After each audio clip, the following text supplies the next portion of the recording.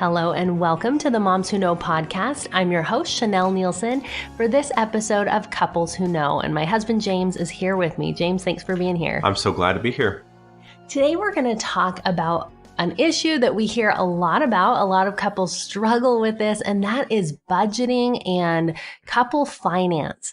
So we're actually excited to talk about this because even though it's not the most exciting topic that people get all excited to do a budget, we feel like it's so important. And when you have a few tactics up your sleeve, it can be fun to do a budget, and it can really make a difference in your marriage and in your relationship, because money and that financial stress can be so hard on a marriage when you guys aren't on the same page. And so we're going to talk about, to start off with, why is having a budget important? So James, what do you think? Yeah, I think the biggest reason that it's so important to budget together is that it brings peace. It brings peace to your marriage. It brings peace to you individually. And I think that it really, if you can master that, you can do anything, right? I've talked to a lot of couples over the years who just really struggle with this. We are not perfect at this. I hope that's okay if I give that disclosure. Yes. Okay. Yeah. But we've found some things that have really, really helped us in our marriage.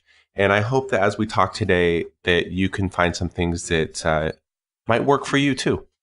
Yeah, I think that also with us and what we've seen with other couples is when you're on the same page with the finances, it helps to bring unity to your marriage as a whole, because money can be something that kind of divides you. You don't know what each of you want or what your expectations are.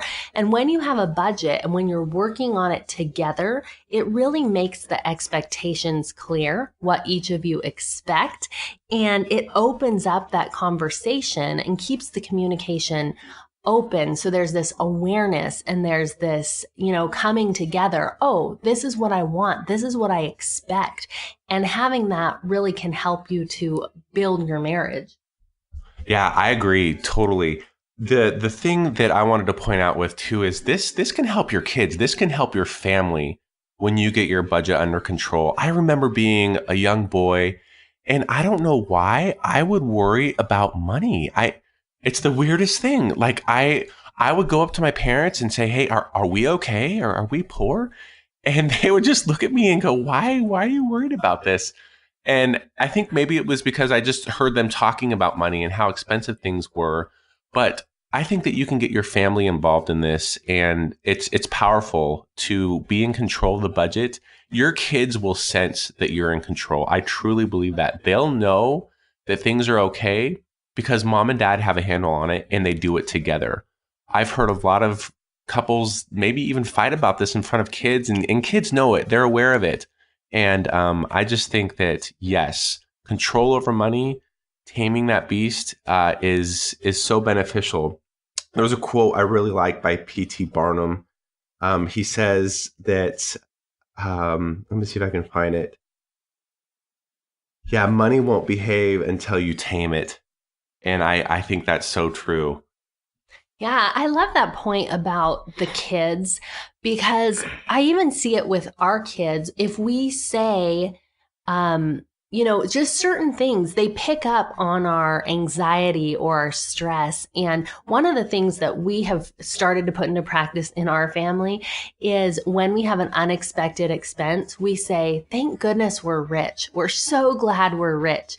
And our kids start to pick up on this attitude about money and on, our culture of money as a family, because you don't realize sometimes the things that you are passing on to your kids. And I'd say in my family, my parents didn't really worry about money, but more what I got passed down to me was sometimes I had a big family and we always had money for fun, but sometimes we didn't have money for the bigger things that I felt like were important. And so I would say for a long time, I'm working to get over this, but I've been really thrifty with money and I hold on to it and I worry about it because I want to have money for those big things. So what we do not only affects our our relationship as a couple, but our kids' relationship with money also. That's so funny. I remember dating Chanel back in 97 and being invited to her family's Christmas.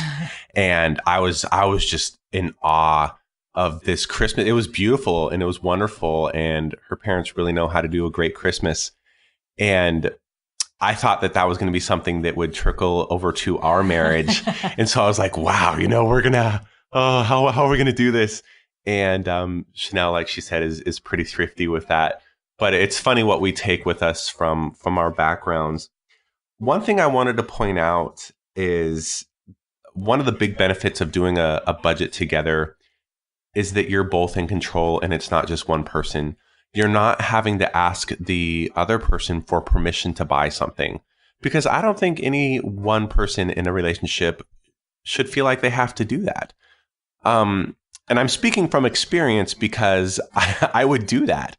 I would say, okay, well, like I want to buy this, like that's okay, right? And Chanel would just look at me like, you were there when we budgeted, right?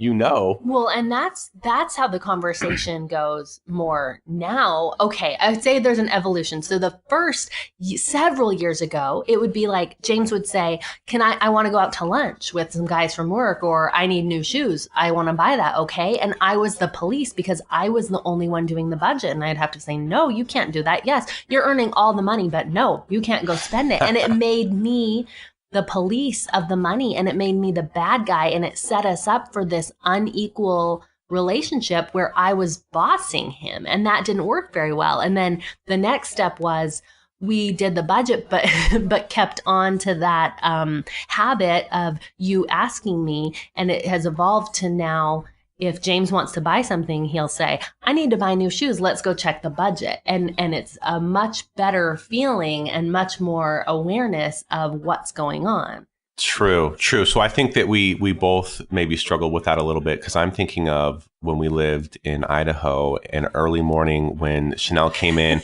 I'm sleeping, right? And she comes in and she gets right in my face, and I open my eyes and she says, give me some money. And or maybe you say, I need your money.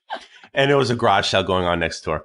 That was just a funny thing. But it's the point, knowing where your money's going and knowing that you both understand how much you have and what you're going to do with it. So let's go from there. Okay. And so, we've come a long way in the way that we deal with money. We've tried several different things for budgeting over the years, and not all of them have been successful. Now, some of these might be successful for other couples, but for various reasons, they didn't work for us. So James, why don't you tell about a few of our failed budgeting attempts? Yeah.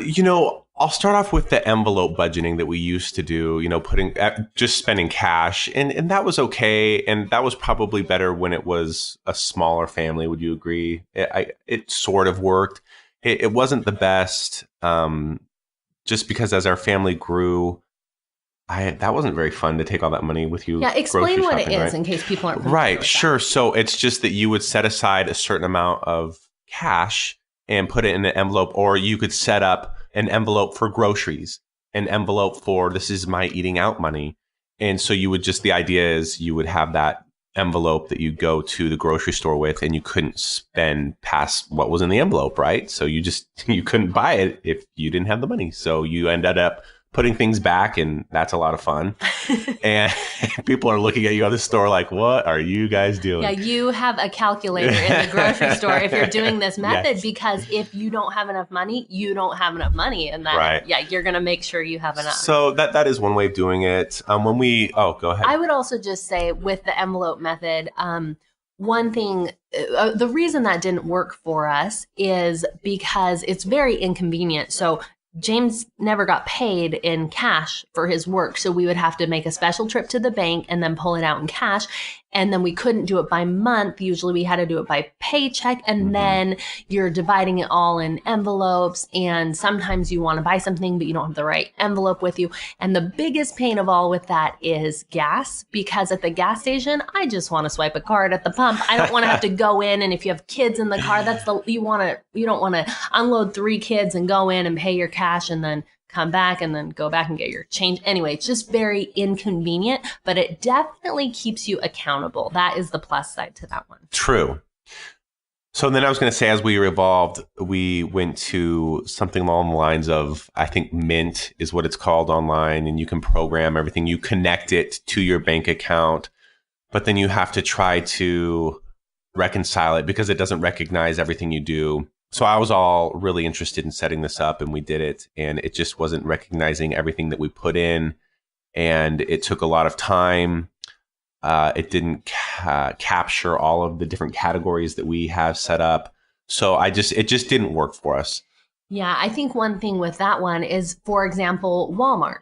It'll say Walmart and then it will categorize that as clothing or something. And Right. we're like, well, that might be clothing, but we have a super Walmart. It might also be groceries. It might be, household items. And so you have to really go through and break it down. And for us, it was easy to miss those things and have it slip through the cracks. And so sometimes it would say, oh, you spent, hundreds of dollars on clothes, when really that was in groceries. And we didn't find it helpful for the program to do it for us. It just didn't work for us. Right. One other method I'm remembering is just like, well, okay, we'll just look at what is in our account. We'll log in, and just if we have any questions, we can ask each other. And it wasn't organized. It didn't work for us. So let's talk about what does work. Okay, so we have gone into this on a separate podcast about our budget meetings, and we'll talk a little bit about that today. But we're going to talk about how we set up a budget and what works for us now. So the way we do it now is just an Excel spreadsheet, and it's broken down into categories of what we project that we will spend in each category each month. So some of these categories are things like saving, tithing, mortgage, electric bill, clothing, groceries, gas, those kind of things. So when you're starting a budget, if you're starting from scratch and you've not had a budget before, you might be confused about what the category should be. And you also might be confused about how much to put in each category. So to be able to do that, you really need to kind of look back at where you've been. Right. Absolutely. And really, you need to know what you're making and what you're spending. And I don't know that you mentioned this, that we do it on an Excel spreadsheet. So that's what really works well for us. And it's easy to do. It's easy to set up. You can make it custom for you. And I like it. It works well. Yeah. So like James said, you need to know what you're making, what you're spending. So if you haven't had a budget, you want to look back at your bank statements or your receipts or whatever you have to look back. And if you don't have that, that would be a great first step. Okay, I'm going to spend everything on a certain debit card or credit card, or I'm going to gather all my credit card statements and bank card statements and receipts and see, where did my money go for last month? How much money did I make? How much money did I spend? Are those numbers similar? Because they should be, right? We don't want to be spending much more than we make. And so really understanding what's coming in and what's going out is the first step. The second step is being intentional and deciding. So once you can see how much you're spending on a certain category, so you add up all your receipts from the grocery store and you say, okay, we're spending $1,000 a month on groceries for a family of 3. That's probably too much. So we want to cut that number down a little bit. And we think that we could get by on, say, $500 a month for groceries. And that's how you write your budget. You look at what you've spent, you get an idea of what you would like to spend or what's reasonable with the amount of money you're making to spend, and you write this budget. Now, I think some people feel like once they've written a budget, then they're done. You write a budget and now you have a budget and you're done. But I think that's really just the beginning. The real process of budgeting comes after that. It does. I'm just going to add something here where some of you might be thinking this, like, is it really important to account for every cent? And that's something that I felt like maybe we didn't have to do. Like, does it really matter if my wife knows I spent 25 cents on gum? That's when gum costs 25 cents, right? For the pack of Wrigley's, right? But anyway, it does. It's important to account for every cent again because of that principle. You want to know where your money is going, and you want to tell your money what to do. You are the boss of your money. So I just wanted to Yeah. point that out. Well, and I think that, it's usually not a pack of gum for people. It's what, $5 or Yeah. whatever at Starbucks that people are going, or you just run through the drive-through. And it's these things that aren't that much money. But when you look over the course of a week or over the course of a month and you can see how much that adds up, you might want to make some different choices. But unless you put that together, it's really easy to justify, oh, this is not a big expense. This doesn't really matter, until you see the accumulation of that expense and you know how much it costs altogether. Okay, so after you have this budget written out and you know where you want your money to go, then as you spend, you're going to put each item in each category. So for us with this Excel spreadsheet, and you can do this on paper, you can do this in the Mint app, you can do this with a cash envelope. This really works with any system that works for you, but you need to then account back. Like, okay, we spent $20 running through the drive-through. And then you're going to put that in the category each time that you spend money and then look back to see, am I sticking to the budget? I said I want to spend $100 eating out every month. Is that what we're doing? And sometimes we've found that it's not. And that's what the purpose of our budget meeting is. We sit down. Do you want to tell a little bit about how we do our budget meeting? I do. So I think it's funny that Chanel said this can be fun. Because it is fun, and we'll talk about how it's fun later. But I'm going to be honest with you all. Sitting down, for some reason, it took a lot of practice to go to this budget meeting. And, you don't have to be cheesy and call it like we're going to the budget meeting right now. I don't know. I don't know how to say it, but I would just say you really need to set a time aside to do this budget meeting and call it whatever you want. Hey, we need to go over this budget together and figure out where our money's going. And so I would just say consistency is really, really important. And if one spouse is having a really hard time with that, we talked about this before. You had some really good ideas on if one spouse was having a problem with that. I wanted to address it because I think a lot of people think like, oh yeah, great. I'm going to have my spouse come to a budget meeting. They're not going to go for that. I think these were your ideas and they were good. No, you had said that you could just do like one category, say, at a time, and look at what you've spent on, let's take eating out again as an example. Look at what you've spent last month and then go to your spouse and say, honey, we spent $300 eating out last month. I'd really like to work on getting that down. Would you be on board? And then just do that one category. Then you kind of add it up. Then it doesn't have to be quite as formal. It can be a little piece of paper on the fridge and you can look at it together and slowly ease your partner into it, which I think is a good idea. And you focus on the area that's, where the money is leaking out the fastest and where you need to plug the hole. Yes. Yes. And so I think that the way that you explained it was really good because it's not a sense of urgency and all of this anxiety. It's just approaching one topic with them and asking for their feedback. And I remember what we were talking about, that you could keep continually doing that, recording down what your spouse's thoughts are, and then asking them, hey, this is what we've been doing. I'd like to kind of solidify this as a budget and I need your input. Can you help me with that? So that's just one way to maybe tackle that. But back to the budget meeting, we do it once a week.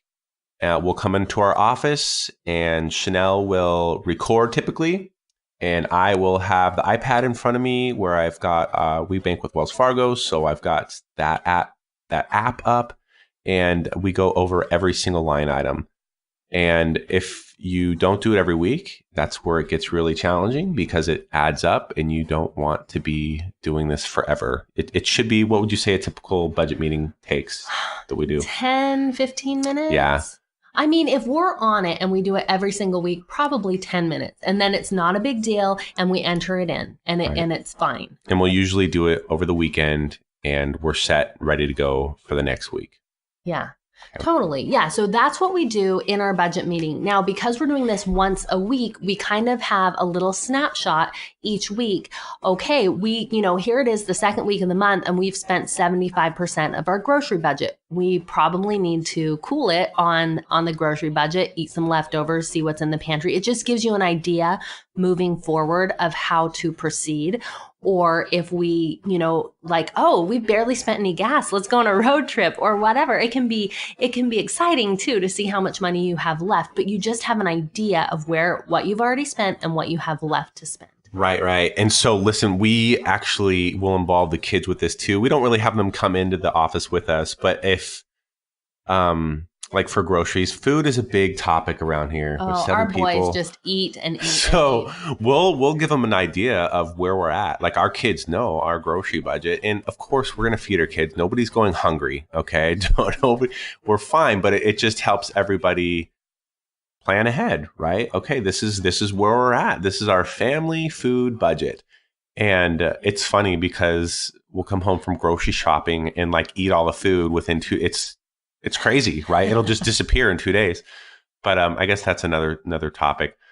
But I think it's important to include the kids on a few things that might be important for them to understand. It might look different for your family. Food might not be the hot item, but anyway.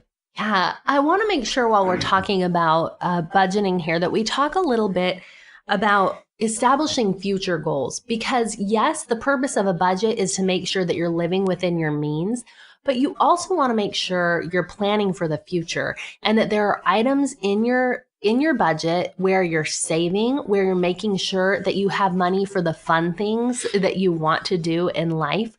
I know for us a few years back, we looked at our budget and we said, you know what? There's barely any money allocated for fun. And because of that, it's really hard, especially for me, to want to go do these fun things and spend money, because I'll look at the budget and say, well, we don't have the money. We can't go do anything. We just have to stay home again. And so we decided to save up and we bought season passes for Knott's Berry Farm so we could go anytime during the year. And it was already paid for, and we did the food pass and the parking pass, and every time we went, everything was paid for. And that was very freeing because it wasn't dependent on our budget. We saved ahead of time. And I think that that's an important point, is that you want to make sure that you are putting these items in your budget that help you plan for future goals and help you have the lifestyle that you want. And that's where the fun comes in too, because when you're out on dates or when you're just, pillow talk at night, that's what you talk about, right? You talk about what you'd like to do in your dreams. And it is freeing, like Chanel said, when you have that set aside and you want to do something, you're going to work hard to get it. And when you're there, when you've arrived, how fun. That was a great year. We did the Knott's Berry Farm thing. It's funny because I'll admit to you, I felt like kind of judgy towards families like, oh my gosh, they got annual passes, who does that? But I don't think after we've experienced it that there's anything wrong with that. I think that it's prioritization, right? And I think that's something that we talk about in our budget meetings that is fun for us. Prioritizing where you want your money to go. So saving is really important to us. We have a couple different saving accounts. We have a short-term saving account. We have a long-term saving account. We have some money on hand, some cash on hand that we have. So that is very freeing to us because we're telling our money where to go. Definitely. In the little time we have left, there's a few different things I want to cover. Let's go ahead and talk about Dave Ramsey, because if you guys haven't read Dave Ramsey and a budget is something that you want to work on, I highly recommend. Both of us, we love the book, The Total Money Makeover by Dave Ramsey. We read this early in our marriage, and it really helped to set us up on a course to stay ahead financially. And there's a few specific things. You can read the book and get all the details. But James, why don't you tell a couple of takeaways that were really pivotal for us? Yeah, he's got this one chapter, Save $1,000 Fast and Walk Before You Run. And he talked about the importance of saving $1,000 and just do it quickly. And it's so important to have that reserve. He threw out a statistic that I thought was really interesting. He said 49% of Americans could cover less than 1 month's expenses if they lost their income. So training yourself, training your family how to save that $1,000 fast for emergencies is so huge.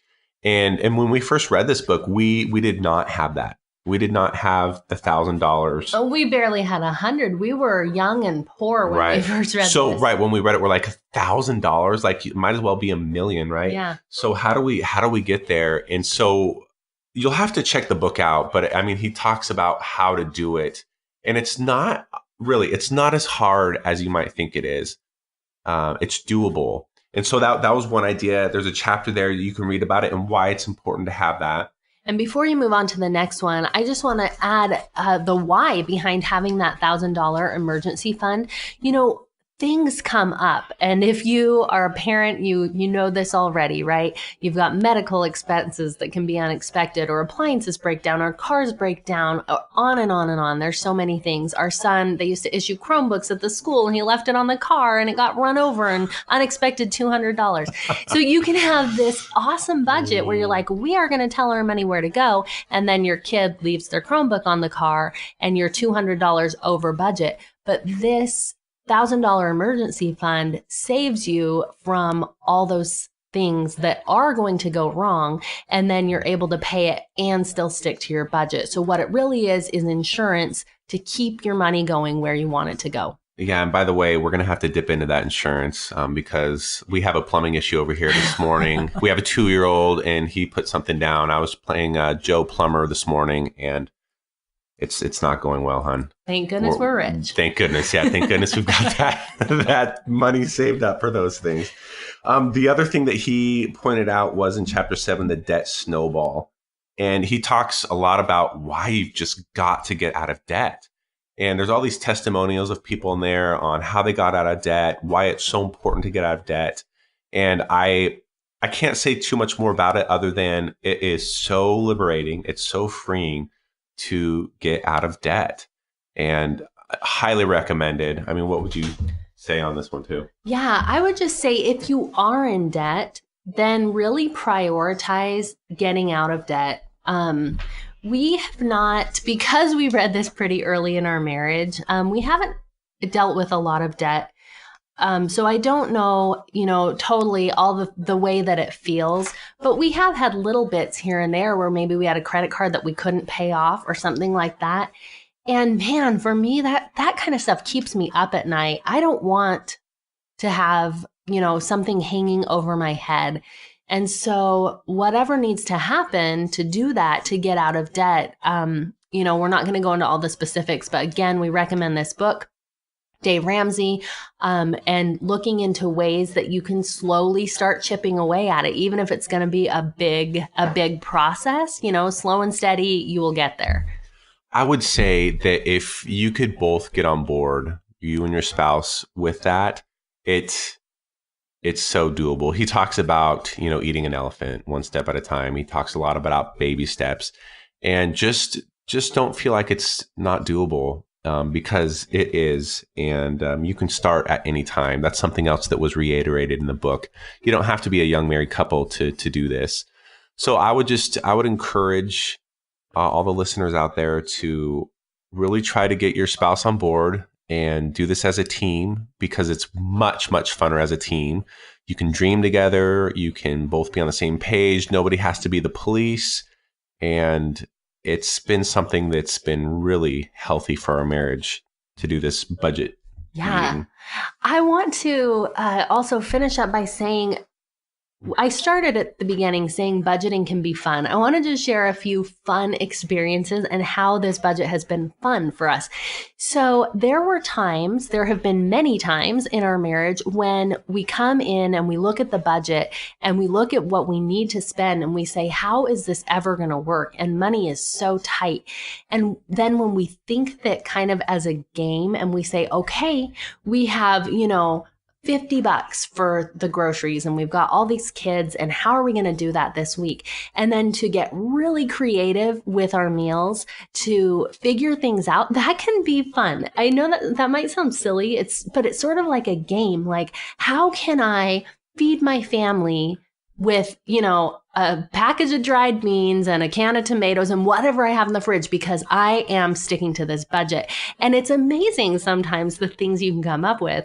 I also remember, times when we didn't have a lot of money to go out on dates and scrounging around, in the couch cushions and digging around for change so we could go get an ice cream and like victory, we found enough to go get an ice cream cone. And that's such a fun date and a fun memory. We were able to do it and still stay in our budget and go. And one final fun thing that our friends do, they are very thrifty and have big family also, and they like to go to Cafe Rio.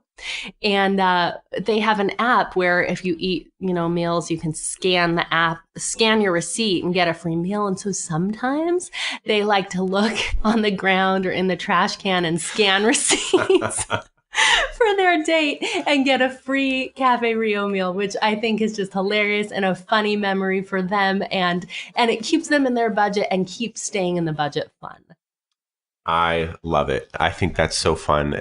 There are a lot of ways that you can make it fun. I think that if you work hard at it together and you're in it together, you'll do it. You'll do it, and it'll be a great experience.